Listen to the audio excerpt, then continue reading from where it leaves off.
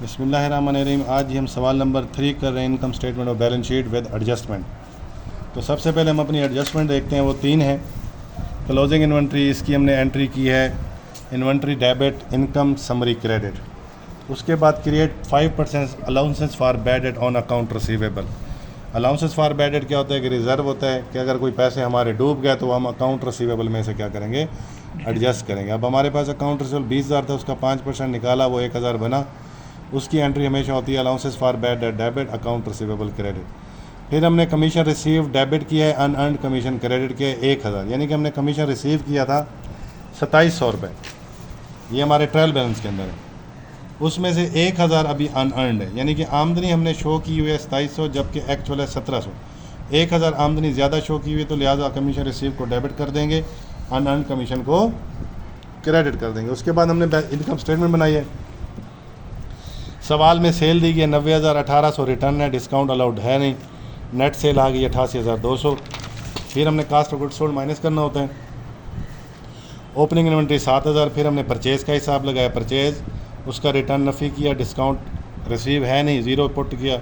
Net purchase आ गई 69,700। Direct expense add किए 1,500, 71,200।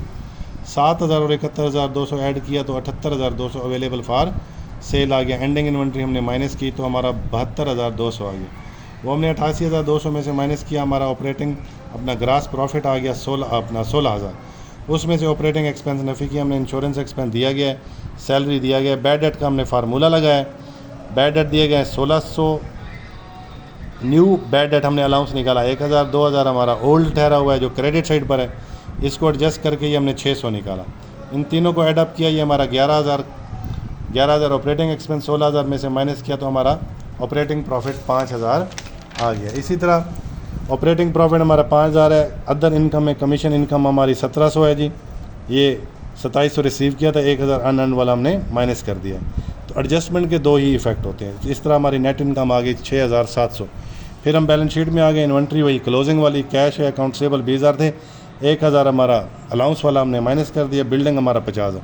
इन सब को एडअप किया तो 1,12,700।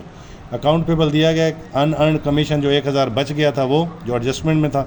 कैपिटल 80,000 जो इनकम हमने कमाई वो ऐड किया और इन तीनों को टोटल किया तो ये भी 1,12,700 और ये भी 1,12,700। शुक्रिया।